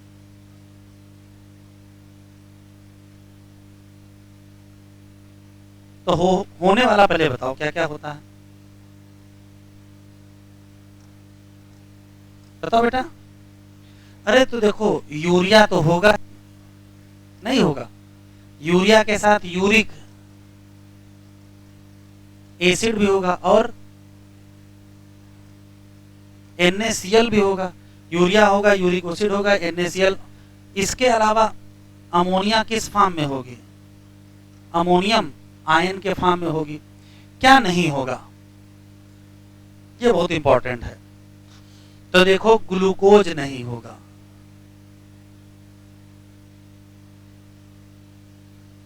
क्या नहीं होगा, तो कहेंगे ग्लूकोज नहीं होगा। अच्छा, और क्या नहीं होगा, तो ना ग्लूकोज होंगे ना अमीनो एसिड होंगे। क्यों नहीं होंगे बताओ, क्यों नहीं होंगे? क्योंकि 100% एब्जॉर्ब हो चुके हैं, कहां, पीसीटी पर। और क्या नहीं होगा, ब्लड की सेल नहीं होंगी। और क्या नहीं होगा, ब्लड की प्रोटीन भी नहीं होगी। क्या आरबीसी होगी, कहो नहीं। डब्ल्यूबीसी होगी, कहोगे नहीं। तो ना आरबीसी होगा, ना डब्ल्यूबीसी होगा, ना प्लेटलेट होगा, ना प्रोटीन होगा, ना ग्लूकोज होगा, ना अमीनो एसिड होगा, और ना ही कीटोन बॉडी होंगे। क्या नहीं होगा, कीटोन बॉडी नहीं होंगे। अच्छा, अगर आ जाए तो ध्यान से सुने, ब्लड में ग्लूकोज है लेकिन यूरिन में ग्लूकोज नहीं है। क्यों? क्योंकि किडनी हम लोगों की अच्छी काम कर रही है। अगर किडनी अच्छे से काम ना करे या हम लोगों को कोई बीमारी हो जाए तो ग्लूकोज कहां पास हो सकता है, यूरिन में पास होगा। कीटोन बॉडी यूरिन में पास होगी। ये कौन सी बीमारी है? तो ये डायबिटिक मेलिटस है। इसका मतलब है यदि आप बीमार हो गए और डॉक्टर के पास गए तो डॉक्टर कहेगा जाओ ब्लड टेस्ट करवा लो और यूरिन टेस्ट भी करवा लो। वो दोनों टेस्ट करवाता है। क्यों? क्योंकि यूरिन का अगर कंपोजिशन चेंज हुआ है इसका मतलब दो हैं, या तो आपको कोई बीमारी हो गई है या तो आपकी किडनी अच्छे से काम नहीं कर रही है। और किडनी अच्छे से काम नहीं कर रही, ये भी तो समस्या है। तो अगर हमारे यूरिन का कंपोजिशन चेंज हो गया है तो वो दो इंडिकेशन देता है, या तो कोई मेटाबॉलिक डिसऑर्डर हो गया है और या तो किडनी अच्छे से काम नहीं कर रही है। इसी नाते एनालिसिस ऑफ यूरिन बहुत जरूरी पार्ट है ये पता करने के लिए कि बीमारी है या बीमारी नहीं है। तो क्लिनिकल डायग्नोसिस में किसका बड़ा रोल है, तो कहोगे यूरिन के एनालिसिस का बहुत बड़ा रोल है। इतना लिख लिया, आगे बढ़े, लिख लो कोई दिक्कत नहीं है।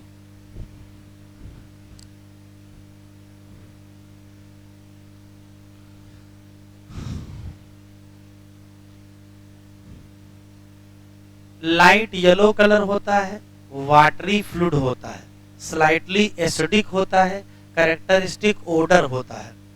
क्या क्या होता है और क्या क्या नहीं होता है? होने में यूरिया है, यूरिक एसिड है, NaCl है, ये सब पाए जाएंगे, अमोनियम आयन भी मिलेगा। ना होने में ग्लूकोज है, अमीनो एसिड है, कीटोन बॉडी है, ब्लड की सेल है और ब्लड की प्रोटीन। ये होनी नहीं चाहिए, है तो फिर कुछ गड़बड़ है।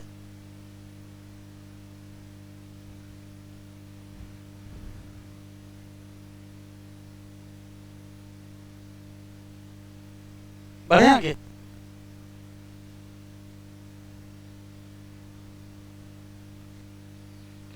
तो लिख लो कि हमको अगर करनी है क्या, एनालिसिस ऑफ यूरिन, तो क्यों करनी है? क्योंकि इसका बड़ा महत्व है किसमें, क्लिनिकल डायग्नोसिस। क्लिनिकल डायग्नोसिस का मतलब बीमारी पता करने में बहुत महत्व है। क्यों? क्योंकि अगर कहीं चेंज हो गया है, चेंज किसमें, यूरिन के कंपोजिशन में, तो उससे हमको दो चीजें पता चल सकती हैं। क्या? या तो कुछ ना कुछ क्या हो गया, मेटाबॉलिक डिसऑर्डर हो गया, और या तो मेल फंक्शन,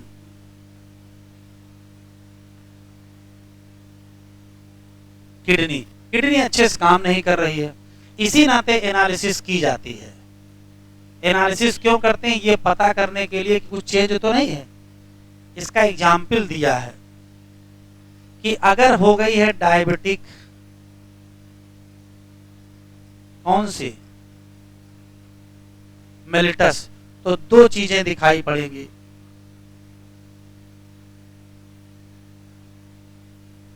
एक ग्लूकोसूरिया, एक कीटोनूरिया। ग्लूकोसूरिया का मतलब glucose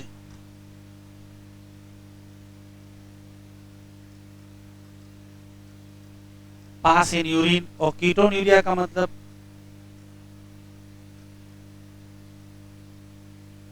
ketone body pass in urine.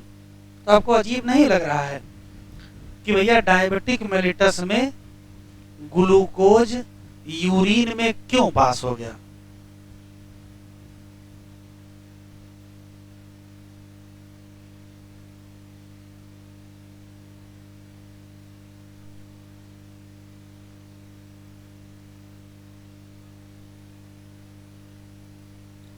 क्योंकि पीछे अभी हम लोग पढ़ के आए हैं कि ग्लूकोज तो 100% एब्जॉर्ब हो जाता है, फिर कैसे पास हो गया?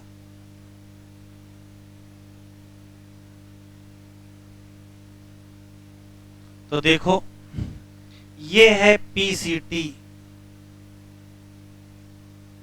और यहीं पर क्या एब्जॉर्ब होता है,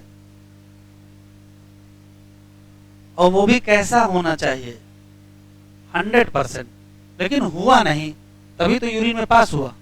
तो क्यों PCT क्यों 100% एब्जॉर्ब नहीं की? तो यहाँ एक नियम लगा है, क्या, कि जब तक हम लोगों के ब्लड में नॉर्मल ग्लूकोज रहता है, नॉर्मल लेवल, तब तक क्या करते हैं, 100% एब्जॉर्ब करते हैं। जैसे नॉर्मल लेवल क्या है, तो 100 मिलीग्राम पर 100 ml ऑफ ब्लड होता है, ये नॉर्मल ग्लूकोज की लेवल है। इसमें आप 10, 20, 50 और जोड़ लीजिए, तो बढ़ते बढ़ते देखो नॉर्मल लेवल होता है 100। अगर किसी का ब्लड ग्लूकोज बढ़ते बढ़ते 180 हो जाए, तब तक 100% एब्जॉर्ब होगा। लेकिन अगर 180 से बढ़ के 280 हो गया तो अब ये 100% एब्जॉर्ब नहीं होगा। अब ये कहाँ पास होने लगेगा? यूरिन में। तो ग्लूकोज जैसी इंपॉर्टेंट चीज यूरिन में पास होगी। कब? अगर वो 180 या उससे ऊपर चली गई। चलो ये तो इसका समझ में आ गया। ये कौन सी चीज हो गई है? कीटोन बॉडी पास होने लगी। तो ये कीटोन बॉडी क्या है? तो इस व्यक्ति को है क्या? Diabetes mellitus. देखो ध्यान से सुनिएगा, डायबिटीज मेलिटस की खास बात यह है कि इसका ब्लड का ग्लूकोज लेवल बढ़ा हुआ है, लेकिन इसकी सेल को ग्लूकोज नहीं मिल रहा है। ब्लड में ग्लूकोज ज्यादा है लेकिन सेल को ग्लूकोज नहीं मिलेगा, तो सेल जीवित कैसे रहेगी? तो सेल जीवित रखने के लिए वो क्या करेगी? होगा क्या?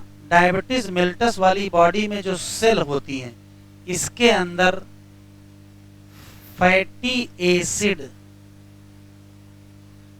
का होने लगता है ऑक्सीडेशन, और उसी से बनती है क्या? कीटोन बॉडी, जो कहां जाएगी? तो इस व्यक्ति में कीटोन बॉडी बनने लगती हैं, जो कहां पास होती हैं? यूरिन में। कौन सी कीटोन बॉडी बनती हैं? तो 3 बनती हैं। एक बार ये पूछी जा चुकी हैं। एक का नाम एसीटोन, एक का नाम एसिटो एसिटिक एसिड, और बीटा हाइड्रोक्सी ब्यूटायरिक एसिड। बढ़ा लो बेटा। 2 बार ये सवाल आ चुका है, 4 ऑप्शन दिया और पूछता है इसमें से कौन कीटोन बॉडी नहीं है। हमें क्या पता कौन नहीं है? जो है वो याद रखो। कौन है? एसीटोन, एसिटो एसिटिक एसिड और बीटा हाइड्रोक्सी ब्यूटायरिक एसिड। तो डायबिटीज वाले व्यक्ति के साथ बड़ी समस्याएं हैं। उसके ब्लड में ग्लूकोज है, सेल को मिल नहीं रहा है। क्यों?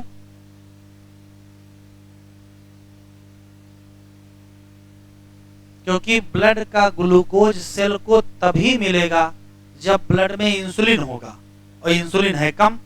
तो इंसुलिन कम के नाते सेल को ग्लूकोज नहीं मिल रहा है, तो सेल जिंदा तो रहेगी, क्या तोड़ देगी? फैट। फैटी एसिड का ऑक्सीडेशन करेंगे, क्या बनेगा? Ketone body. लिख लो, एनसीईआरटी ओपन करो।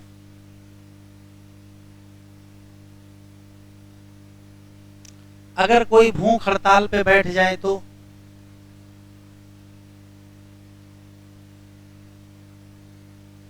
अगर कोई भूख हड़ताल पे बैठ जाएगा तो स्थिति ये हो जाएगी कि एक दिन तो उसका 24 घंटा ग्लाइकोजन से काम चल जाएगा। 24 घंटे बाद उसके शरीर की फैट टूटनी शुरू होगी, और जैसे फैट टूटेगी वैसे क्या बनने लगेंगे? Ketone body. तो अगर कोई रियल में भूख हड़ताल पे बैठा है तो उसके ब्लड में क्या बढ़ रही होंगी? Ketone body. तो यूरिन में क्या पास होने लगेंगे? Ketone body. तो अगर यूरिन में कीटोन बॉडी पास हो रही है, इसका मतलब आप वास्तव में भूख हड़ताल पे हो। और अगर नहीं पास हो रही है तो इसका मतलब भूख हड़ताल पे नहीं हो। लोग भूख हड़ताल बैठ जाते हैं ना, तो पर्दे के पीछे जाके खा नहीं सकते हैं। अगर पर्दे के पीछे खाएंगे तो किसका लेवल नहीं बदलेगा? Ketone body. नहीं खाएंगे तो कीटोन बॉडी का लेवल बदलेगा। तो डॉक्टर आएगा सरकार की तरफ से, वो यूरिन या ब्लड का सैंपल लेगा और कीटोन बॉडी टेस्ट करेगा। अगर बढ़ी हुई है इसका मतलब आप वास्तव में ईमानदारी से भूख हड़ताल कर रहे हो, और अगर नहीं बढ़ी है तो इसका मतलब क्या है कि फिर पर्दे के पीछे से आप आराम से खा रहे हो, तो ठीक है, इसका मतलब फर्जी भूख हड़ताल चल रही है, चलने दो, कोई समस्या नहीं है। क्लियर? चलो खोलो एनसीईआरटी।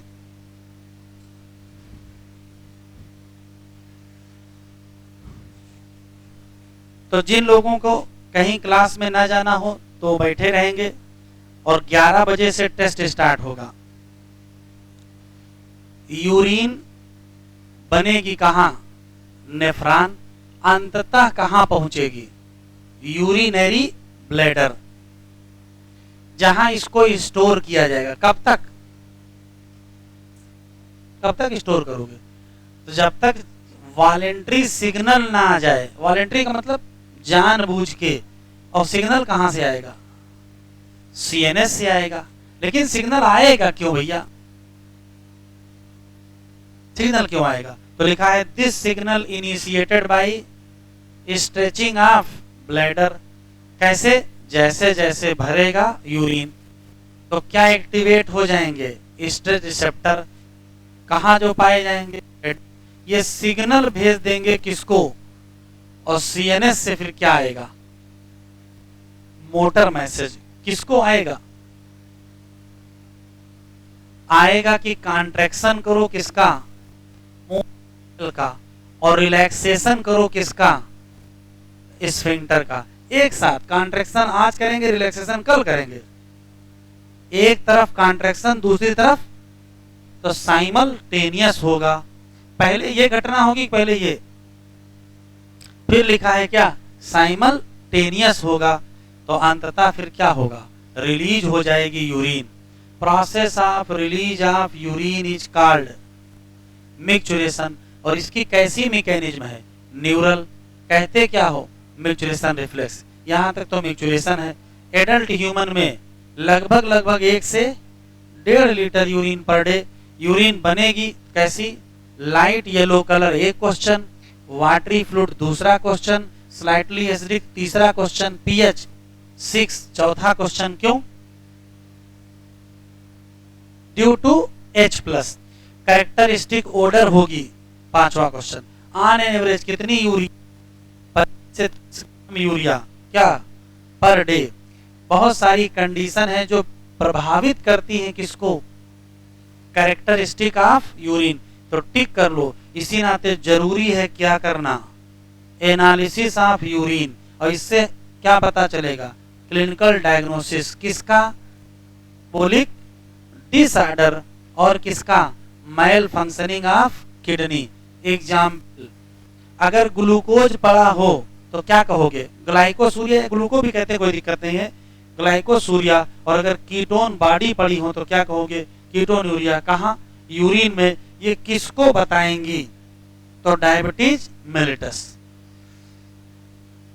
अदर ऑर्गन और स्क्यूटरी डिसऑर्डर। 1 घंटे का बचा है, अगले लेक्चर पर हो जाएगा। ठीक है, तो अभी 10:30 बजा है, आधे घंटे बाद पेपर बांट देंगे। तब तक आप चाहे कुछ खा पी लीजिए और कुछ चैप्टर रिवाइज कर लीजिए। बस आपको सुन लीजिए 2 मिनट। सेल्फ अपने आप का ध्यान रखना है क्या? कि जितने बजे आप एग्जैक्ट पेपर शुरू करिएगा तो 60 मिनट में 1 घंटे में 100 क्वेश्चन आपको करने हैं। सॉरी कितने? 90 क्वेश्चन। हाँ, 100 पहले होते थे। 1 घंटे में 90 क्वेश्चन करने हैं। आप अपनी घड़ी से करिएगा। आपके चाहे 90 में से 90 गलत हो जाएं, हो जाने दीजिएगा। टाइम ऊपर मत ले जाइएगा। फिर से रिपीट कर रहा हूं, 1 घंटे में 90 सवाल करिएगा, आपके चाहे सब गलत हो जाएं। समय बड़ा महत्वपूर्ण है, क्योंकि अगर एग्जाम में आप 1 घंटे में बायोलॉजी खत्म नहीं किए तो फिजिक्स केमिस्ट्री क्वेश्चन छूट जाएंगे। तो 1 ही घंटे में आपको पेपर करना है। एक बात, 2 बातें और सुन लीजिए। जल्दी काहे कर रहे हो भैया? बाकी